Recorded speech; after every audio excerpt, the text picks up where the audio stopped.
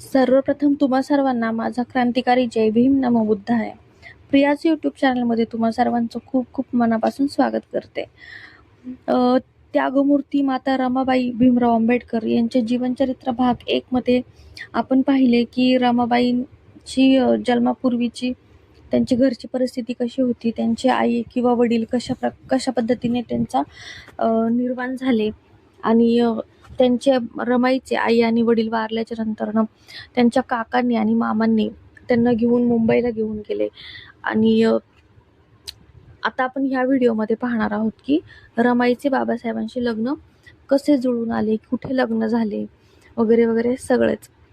तर तुम्ही चॅनलवरती नवीन असाल तर कृपया करून चॅनलला सबस्क्राईब करायला विसरू नका आणि व्हिडिओ आवडल्यास तुमचा एक लाईक माझ्या व्हिडिओसाठी खूप खूप महत्त्वाचा आहे, तर प्लीज एक लाईक करून जा. चला तर मग व्हिडिओला सुरुवात करूया. रामजी सुभेदाराचे घराणे अस्पृश्य गणल्या गेलेल्या महार जातीचे. हिंदू धर्माने देवधर्माच्या व शास्त्राच्या नावाखाली ह्या त्यांच्या समाजाला दुःख आणि दारिद्र्य विषमता यांच्या गौरव नरकात युगानुयुगे कुचत पिचत ठेवले. त्यांचं जीन पशुपेक्षाही हीन अवस्थेमध्ये नेलं. महात्मा फुले व छत्रपती शाहू महाराजांच्या अस्पृश्योद्धाराच्या चळवळीमुळे व स्वतःला शिक्षणाचे मौलिक संस्कार झाल्यामुळे इतर समाज बांधवांना याची तीव्र जाणीव दिली पाहिजे. तदनंतर आम्हीही माणसे आहोत म्हणून माणसाचे माणुसकीचे मूलभूत हक्क हस्तगत करण्यासाठी झुंज द्यावयास त्यांना शिकवले पाहिजे. आपला उद्धार आपणच केला पाहिजे व हे ध्येय ठरविले त्या दृष्टीने ते नित्य कार्यरत, दक्ष व बद्ध परिकर झाले. ते आंगल विद्या विभूषित होते. रामजींचे मूळ आडनाव सपकाळ. त्यांचे पूर्वज हे रत्नागिरी जिल्ह्यातील खेड तालुक्यातील आंबावडे नावाच्या खेड्यामध्ये राहत होते, म्हणून त्यांना आंबेडकर असेही म्हणत असत. सुभेदार मालोजी त्यांचे वडील. इंग्रजांच्या ईस्ट इंडिया कंपनीमध्ये महार रेजिमेंटमध्ये ते निवृत्त झाले. भीमराव ज्या शाळेमध्ये शिकत होते त्या शाळेमध्ये आंबेडकर नावाचे एक ब्राह्मण गुरुजी होते. भीमरावांचे आंबेडकर आडनाव उच्चारायला लांबलचक वाटत होते. आंबावडेकर आडनाव उच्चारायला लांबलचक वाटत होते म्हणून आंबेडकर ह्या नावाने हाक मारीत. शाळेच्या दाखलपंजीमध्ये तशी नोंद केली आहे. रामजी आंबेडकर सुभेदारांना हा बदल आवडला, तेव्हापासून त्यांचे आडनाव आंबेडकर पडले. भीमराव हे रामजी सुभेदारांचे 14वे अपत्य. आईचे नाव भीमाबाई. भीमाबाई महार फौजेतील सेवानिवृत्त मेजर धर्माजी मुरवाडकरांची सुशिक्षित आणि संस्कार संपन्न अतिशय सुंदर व शालीन कन्या. भीमरावांचा जन्म इंदोर जिल्ह्यातील महू यास लष्करी छावणीतील 14 एप्रिल 1891 साली झाला. आईसारखा सुंदर म्हणून त्याचे नाव भीमा ठेवण्यात आले. लाडाने घरी त्याला भिवा म्हणत असत. त्यांच्या हृदयामध्ये 5 अपत्यामध्ये भीम हा लहान असल्यामुळे तो आईवडिलांचा व सर्वांचाच लाडका होता.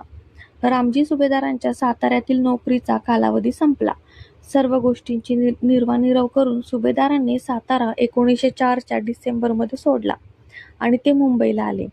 त्यावेळी मिलिटरीतून निवृत्त झालेली बरीचशी कोकणस्थ महार कुटुंबे व इतरही महार कुटुंबे परळच्या भागामध्ये राहत असत.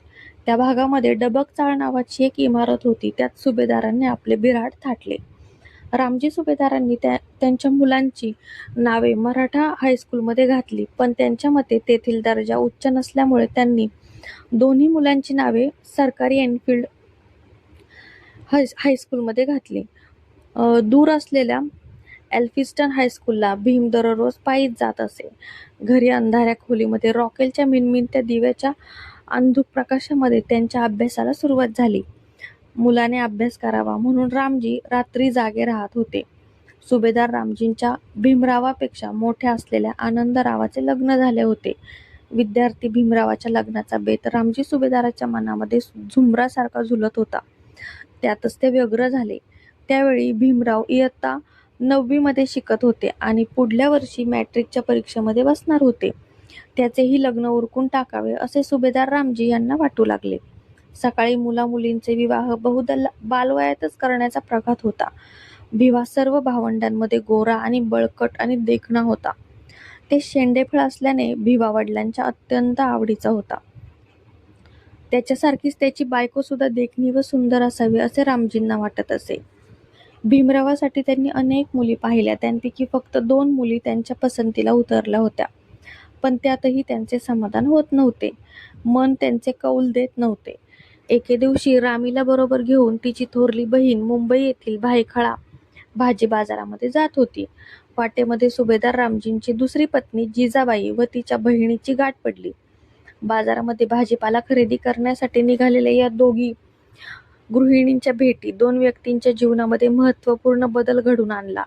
भीमरावाच्या सावत्र आईला ती 9 वर्षांची चुणचुणीत, तल्लख पाणीदार डोळ्यांची, धारदार नाकाची, गौरवर्णी बाहुलीसारखी सुंदर सडपातळ मुलगी रामी एवढी पसंत पडली की बाजारामध्ये भाजी घेण्यास जाण्याऐवजी ती तडक आपल्या घरी परतली आणि भीमरावासाठी नवरी शोधल्याचे तिने सुभेदार साहेबांना सांगितले.